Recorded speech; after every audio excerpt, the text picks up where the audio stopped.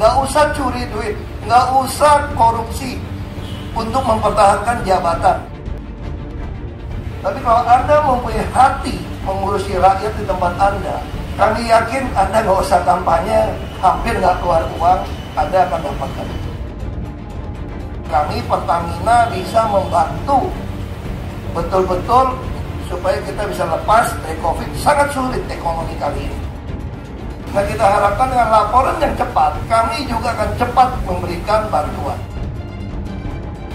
Nah, Pertamina juga mempunyai Pertamina Peduli menghadapi bencana-bencana. Kepala daerah yang memperhatikan nasib rakyatnya, mengurus orang miskin membutuhkan pertolongannya, nggak usah kampanye kok, pasti dipilih lagi Pak Bejangan. Ngobrol banyak sih ya. Saya kira dilakukan Pak Wali Mas Wali udah sangat baik. Saya lihat udah ngurusin pendidikan, kesehatan. Saya kira mungkin Mas Wali, Mas Gibran senang juga kalau bisa itu ya, program, sesuai programnya juga. Beliau kan termasuk orang yang saya idolakan ya, orangnya tegas dan apa-apa cak-cak itu aja. Jadi begini, saya kira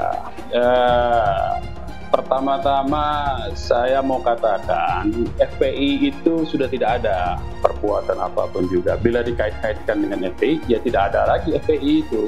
Ya, jadi lucu meminta pertanggungjawaban kepada sebuah entitas yang sudah almarhum. Ya, nah nama saya itu apa urusannya? Jadi sangat saya kira hanya orang tolol, goblok, ya, yang tidak punya otak. Kalau mau memberi tindakan sesuatu menggunakan namanya, ada satu pun saya yang kenal, jadi saya tidak bisa jawab. Jadi kalau ada orang mau membebaskan Habib Rizik dengan meledakkan, mengaku mau membebaskan Habib Rizik dengan meledakkan SPBU, ya goblok menurut saya itu ya. Mau menyeret-nyeret nama FPI dengan tujuan supaya FPI itu menjadi organisasi teroris.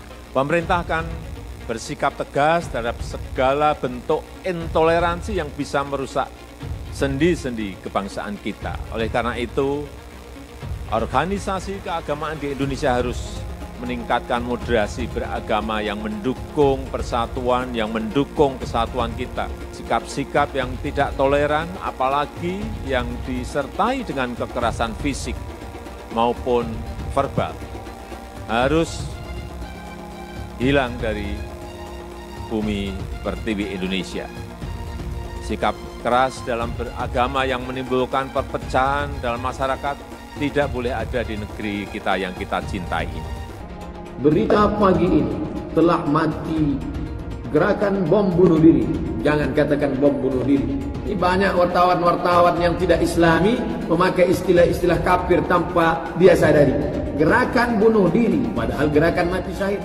Bencana. Kalau saya bilang khilafah, Anda teriak khilafahnya lebih keras lagi dan lebih panjang. Khilafah! Khilafah! Sekali lagi, khilafah! Khilafah! Lebih keras dan lebih panjang. Khilafah! Khilafah! Ada orang Cina, nggak Islam, di akhirat setetes pun nggak dapat. Wajar karena dia kafir. Kalau dia orang kafir, memang pikirannya memang dunia aja. Kalau dia kafir, pikirannya dunia saja, memang wajar. Di akhirat, bidadarinya 4.900. Kalau mati syahid, 2,5 juta bidadarinya. Kesibukan para lelaki yang masuk surga di surga adalah memecah perawan istri-istrinya. Perawan terus. Habis malam pertama, dapatkan perawan istri, selesai, dia perawan lagi. Gitu. Serius, Pak. Mereka menyatakan bahwasanya kesibukan penduduk surga tatkala itu iftidadul abkar, yaitu memecahkan keperawanan para bidadari. Ternyata ini kesibukan mereka. Kenapa mereka sibuk? Bagaimana mereka tidak sibuk? Sementara bidadari yang Allah siapkan bagi mereka sangat luar biasa, indah, cantik dan moleknya. Salah satu nikmat yang ada dalam surga adalah pesta seks. Pesta seks. Minta maaf, karena inilah yang kita tahan-tahan di dunia.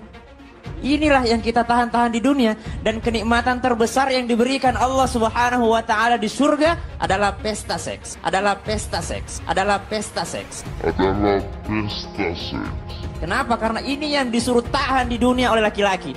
Laki-laki disuruh menahannya, lagi musim panas gitu ya. Ini yang kita disuruh sama Rasulullah, disuruh sama agama untuk menundukkan pandangan di dunia. Kenapa disuruh menundukkan pandangan di dunia? Kenapa Allah siapkan seks di surga? Karena inilah yang selama di dunia kita tahan. Tolong, katakan kepada guru atau kiai Anda, kalau membunuh orang itu termasuk jihad dan akan masuk surga dan bisa memberi syafaat kepada keluarganya. Coba Anda katakan, coba kalau guru ingin menjadi ahli surga dan bisa memberi syafaat, tolong beri contoh pada kami, kepada saya, agar Anda lebih dulu masuk surga dan Anda akan mendapatkan para bidadari surga. Coba dia berani melakukan itu atau tidak. Kalau tidak, berarti omong kosong apa itu jihad. Islam itu mengalami kemunduran karena setiap hari orang hanya diajarkan untuk persiapan masuk surga gitu. Dan persiapan masuk surga, cara yang paling cepat adalah kalau kamu mati dengan cara mati syahid. Di dalam konsep mereka ini syahid. Siapa yang harus bertanggung jawab? Kalau menurut saya juga yang paling bertanggung jawab itu harusnya ulama-ulama, ya, ustadz-ustadz yang mengajarkan kayak gitu. Mana ada orang yang ngaku ustadz yang bilang bahwa surga itu tempatnya janji Tuhan itu untuk pesta seks setiap hari. Di TV loh, disampaikan di TV, di ruang publik. Dan orang senang dengan itu. Kenapa ada lu kita jadi masalah gitu? Alasannya ngomong kasar, ngomong apa, bukan. Asal transparansi saja kamu nggak suka. Ngomong apa adanya kamu nggak suka. Nah, kita ini terlalu banyak oknum. Kita cuma disuruh yang menteri BUMN ngawasin. Kalau ditanya lebih efektif mana, dari awal saya sudah bilang, kalau mau eksekutor ya saya jadi dirut. Tapi persoalannya kalau saya jadi dirut, ribut. Kadrun-kadrun mau demo, mau bikin gaduh lagi republik ini gitu loh. Nah, ini jadi buat saya, ini susah sekali di posisi seperti ini. Kenapa? Kita kencengin, mereka tuh ngeyel, ngeles. Hal dia minoritas, dia mulai. Kau pertama kafir, kedua goblok, kitab Bible Kristen itu bohong. Saya bukan mengatakan Bible Kristen fiksi, Bible Kristen itu palsu. Iya dong, kalau mau lawan orang-orang brengsek dia masih jadi penguasa lah. Takut. Nanti demo lagi nih, kalau Ahok mulai berkiprah. Kalau kalian benar, yang rasis-rasis kalau benar, saya berhenti berpolitik kok. Tapi kalau lu munafik, gue hajar, gue lawan, gue bilang. Supaya kamu mempunyai pengertian yang benar. Sama seperti saya mempunyai pengertian benar tentang Allah. Kemudian menista agama lagi. Kan Arab kan dianggap khusus. Jadi orang bilang, Cina kafir. Kafir lo, Cina lo, pulang ke Tiongkok. Kalau dari keyakinan kan Arab paling khusus. Artinya orang lebih pilih keturunan Arab daripada Cina. Cina lebih bawah kok pangkatnya. Kecuali Arabnya Kristen. Nah, itu repot deh. Pernah tak Ahok itu kerasukan setan? Tidak, setannya juga. Karena sesama setan dilarang saling menggoda. Setan. Karena di salib itu ada jin kafir. Haleluya. Saya nggak pernah mundur untuk kebenaran, keadilan, kejujuran. Dan peri kemanusiaan, gue nggak pernah mundur. Dan gue nggak pernah takut juga sama lu. Siapapun yang rasis, gue akan hadapin. Karena rasis itu tidak berperi kemanusiaan. Kalau saya ditanya dulu kan, kamu nyesel nggak statement kamu di Pulau Seribu sehingga masih masuk penjara? Tidak pernah nyesel. Karena saya mengatakan kebenaran. Orang Islam yang baik itu yang menjadi teroris. Datangkan kiai siapa, ustaz siapa, bahwa orang Islam itu haji jadi teroris. Nabi Muhammad dulu juga bukan cuma dakwah ya, beliau juga dagang gitu loh. Mengerti tentang saham. Wah, ini anak S2 kalah ini. Saya kira itu yang paling penting gitu. Ngerti gimana trading saham. Apalagi di saham lagi bullish. Orang biasa pun jadi pintar semua sekarang.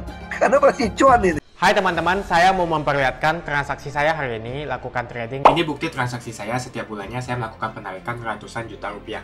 Kalau saya bisa, kalian juga bisa guys. Oke, itu yang mau saya tunjukkan. Like video ini sekarang juga dan gunakan link di kolom deskripsi. Bukan cuma itu saja. Untuk melakukan trading, transaksi tidak dikenakan fee, baik itu investasi saham, trading forex, komoditas, bitcoin, option, dan lainnya. Untuk membuka sekuritas tidak ada biaya sama sekali. Langkah pertama adalah tekan link di kolom deskripsi untuk mendaftar, lalu registrasi. Untuk mulai investasi, pilih saham, tentukan jumlah investasi, lalu beli. Setelah nonton video ini, ayo buka sekuritas hari ini, gratis, cepat, dan simple. Pastikan gunakan link di kolom deskripsi untuk mendapatkan $10.000 di akun virtual Anda. Gunakanlah $10.000 di akun virtual untuk latihan. Cek di kolom deskripsi untuk kelas trading dan bantuan registrasi. Promo kelas trading bisa kalian dapatkan jika deposit di bulan ini. Selamat menonton guys, enjoy! Hai semua, dengan saya Jonas Leong. Terima kasih banyak buat kalian, penonton setia yang selalu menonton di channel ini. Saya secara personal sangat menghargai waktu kalian. Dan saya sudah menganggap kalian sebagai family karena kalian selalu support di channel ini.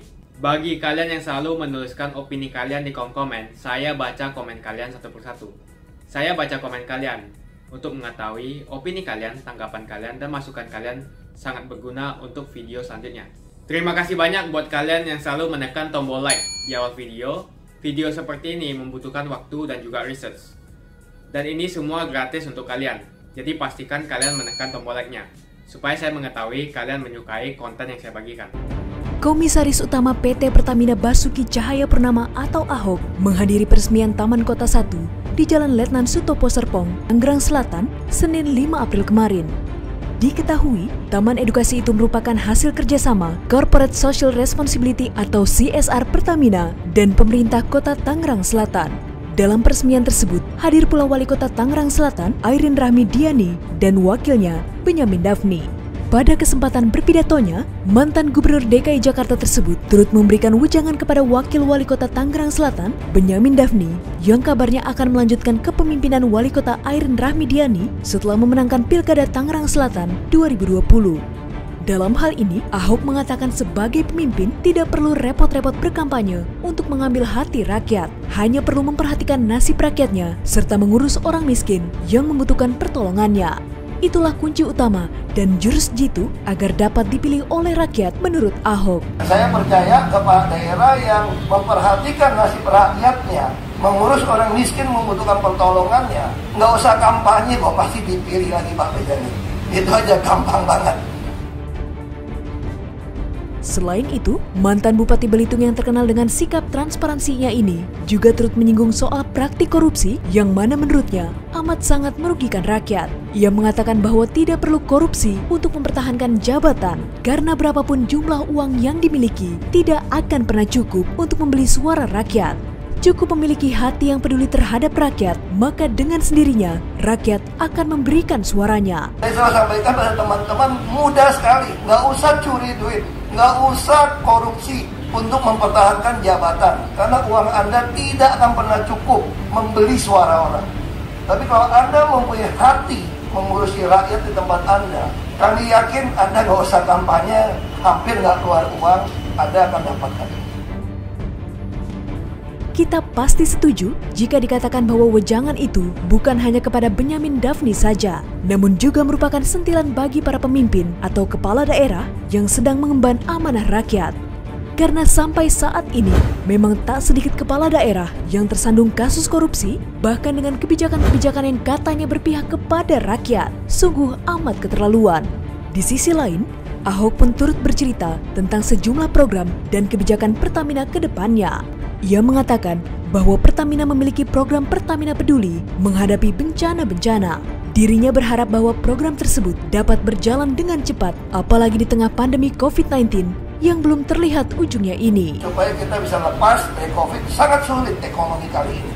Sangat sulit. Tapi kita bersyukur dibandingkan negara lain, kita masih banyak yang nggak punya pakaian, kita hampir semua masih bisa makan, karena kita ada hati yang peduli. Nah, Pertamina juga mempunyai Pertamina Peduli menghadapi bencana-bencana. Nah, kita harapkan dengan laporan yang cepat, kami juga akan cepat memberikan bantuan.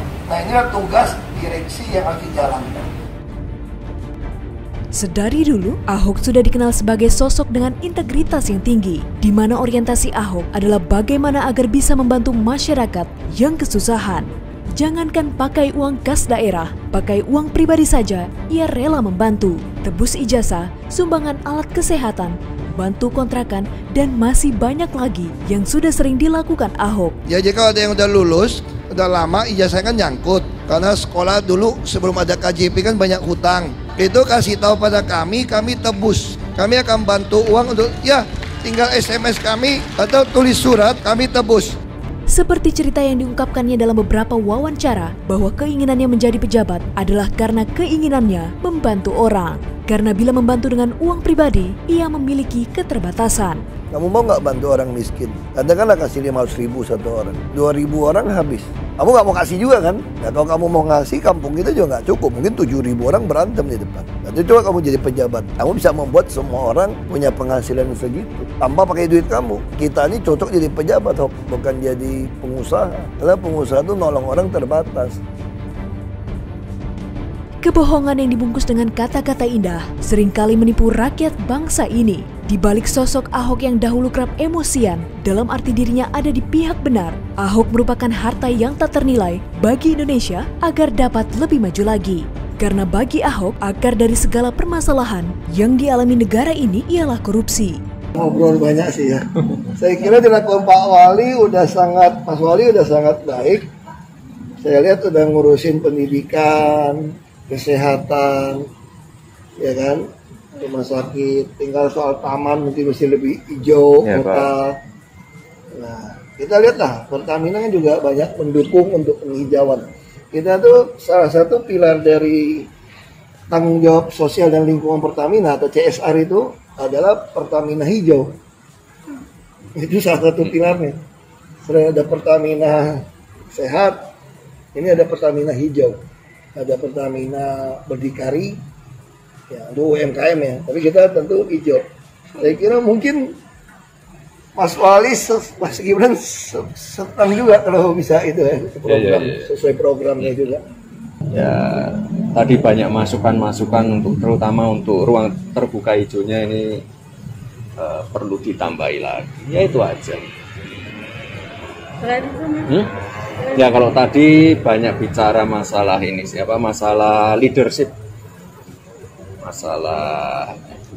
pokoknya masalah leadership lah.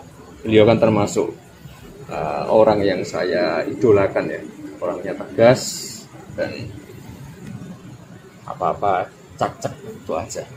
Jadi begini, saya kira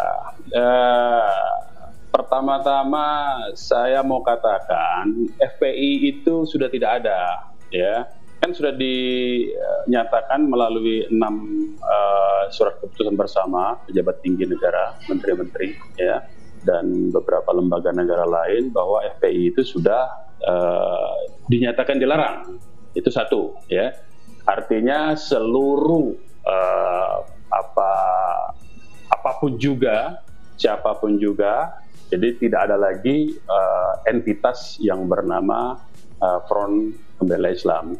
Artinya semua kaitan apapun juga itu, ya, perbuatan apapun juga, bila dikait-kaitkan dengan FPI, ya tidak ada lagi FPI itu.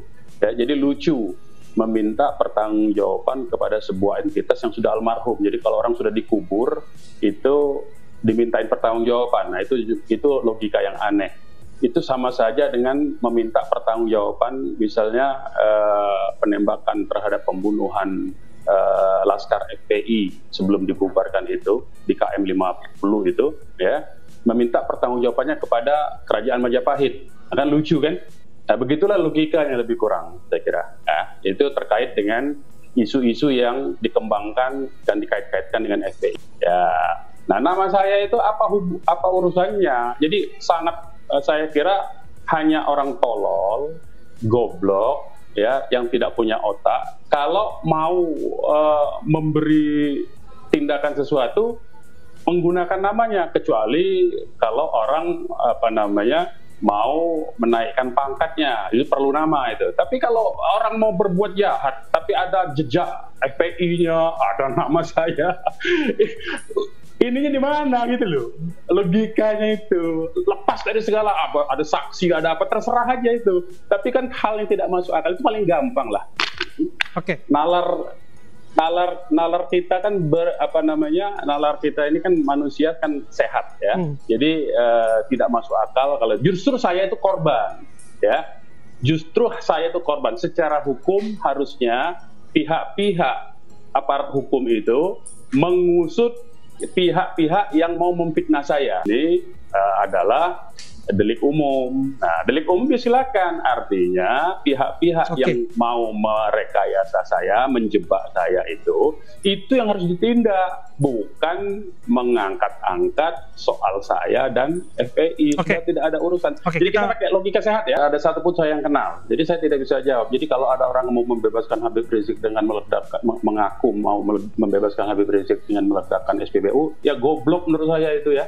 Membebaskan Habib Rizik itu pakai pengacara, pakai ilmu hukum, bersidang di pengadilan, bukan dengan meledakkan SPBU. Kalau meledakkan SPBU, SPBU-nya menjadi terbakar, bukan Habib Rizik yang bebas. Itu tolol sekali itu cara berpikirnya. Saya kira tindakan-tindakan seperti ini, ya, itu tidak dibenarkan. Ya, semua orang tidak ada yang berpikir goblok begitu, tolol begitu. Itu hanya orang tolol, atau paling yang kedua kemungkinannya memang dia didorong-dorong ya oleh agen infiltrasi yang mau menyeret-nyeret nama FPI dengan tujuan supaya FPI itu menjadi organisasi teroris. Saya begini saja sebetulnya ya.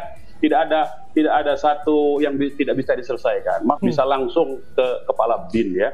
Langsung saja kalau mau diskusi menyelesaikan semua persoalan yang ada di Indonesia.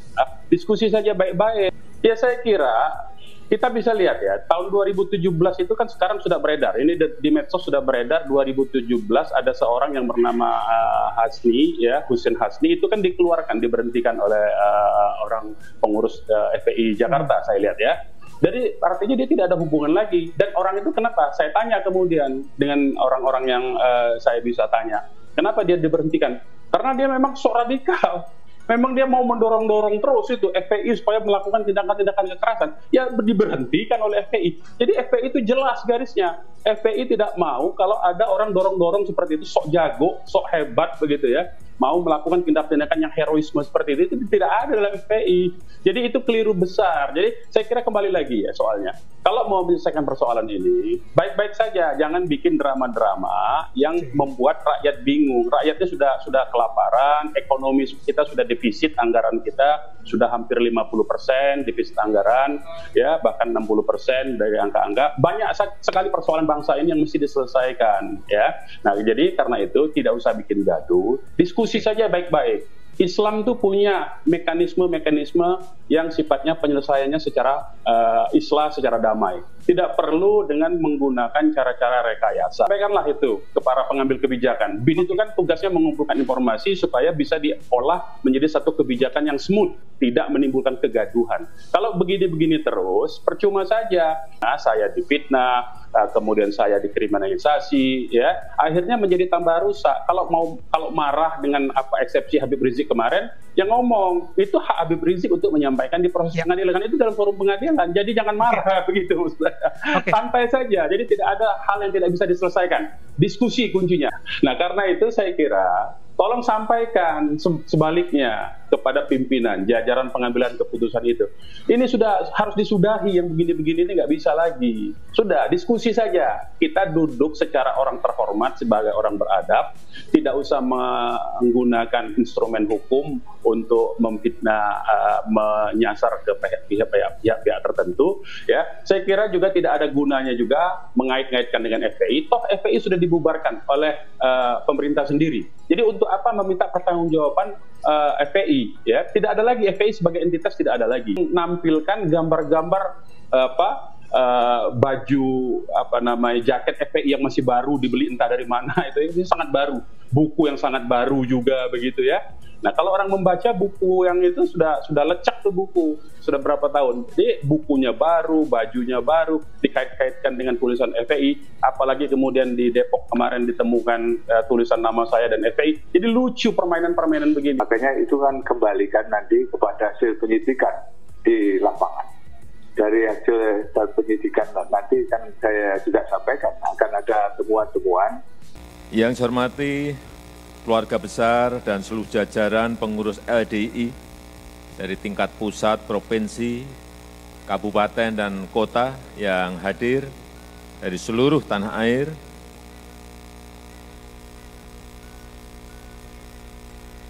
para undangan, hadirin yang berbahagia. Alhamdulillah, kita sangat bersyukur bahwa kita mewarisi Bhinneka Tunggal Ika dari para pendiri bangsa Indonesia. Walaupun kita berbeda suku, berbeda ras, berbeda agama, juga berbeda pandangan dalam keagamaan, tetapi kita tetap saling menghormati, tetap bersatu, tetap rukun, dan bersama-sama bergotong royong. Sikap toleran adalah sebuah keharusan. Saling menghargai segala perbedaan, termasuk perbedaan keyakinan. Saling menghormati dan belajar dari orang lain, sehingga tercapai kesamaan sikap yang saling menghormati dalam perbedaan-perbedaan. Sikap tertutup, sikap eksklusif adalah sikap yang tidak sesuai dengan Bhinneka Tunggal Ika. Sikap tertutup akan memicu dan meningkatkan intoleransi, akan merusak sendi-sendi kebangsaan kita. Praktek-praktek keagamaan yang eksklusif, yang tertutup harus kita hindari. Karena sikap ini pasti akan memicu penolakan-penolakan dan akan menimbulkan pertentangan-pertentangan.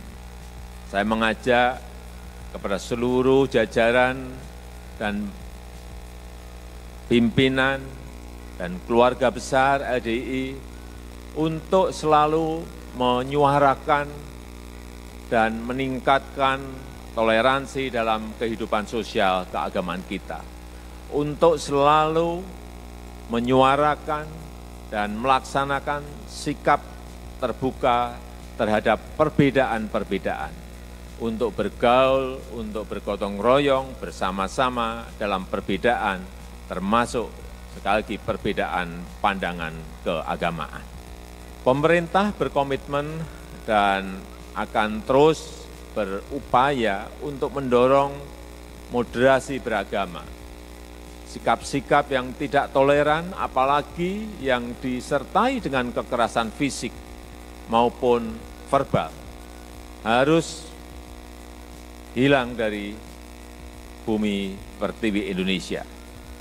Sikap keras dalam beragama yang menimbulkan perpecahan dalam masyarakat tidak boleh ada di negeri kita yang kita cintai ini. Komitmen LDI untuk menganut paradigma baru yang terbuka, yang toleran, yang berbhinneka tunggal ika harus terus diteruskan dan ditingkatkan lagi, yang sangat menghormati agama lain, yang sangat menghormati umat Islam yang mempunyai pandangan keagamaan yang berbeda, yang bersedia bekerja sama dengan ormas-ormas Islam lainnya, dan tentu saja jangan ada sedikit pun pandangan untuk menjauh dari kelompok-kelompok Islam yang lainnya. Kita harus berpedoman pada ajaran keagamaan yang sejuk, ajaran keagamaan yang ramah, mengedepankan toleransi, serta menjauhi sikap yang tertutup, sikap yang eksklusif, dan pemerintah sekali lagi tidak akan membiarkan tumbuhnya sikap tidak toleran dan sikap-sikap tertutup itu. Beberapa kali sudah saya sampaikan di setiap sambutan. Pemerintah akan bersikap tegas terhadap segala bentuk intoleransi yang bisa merusak sendi-sendi kebangsaan kita. Oleh karena itu, organisasi keagamaan di Indonesia harus meningkatkan moderasi beragama yang mendukung persatuan, yang mendukung kesatuan kita. Pertama, organisasi keagamaan harus punya komitmen kebangsaan yang kuat. Dan tadi sudah disampaikan oleh Bapak Ketua Umum LDII, mengedepankan penerimaan prinsip-prinsip berbangsa yang tertuang dalam konstitusi kita, menjunjung tinggi ideologi Pancasila, Undang-Undang Dasar 1945 serta tata kehidupan berbangsa dan bernegara. Yang kedua, organisasi keagamaan harus menjunjung tinggi sikap toleransi kepada sesama, menghormati perbedaan, memberi ruang orang lain untuk berkeyakinan, mengekspresikan keyakinannya dan menyampaikan pendapat, serta menghargai kesetaraan dan perbedaan dan bersedia bekerja sama.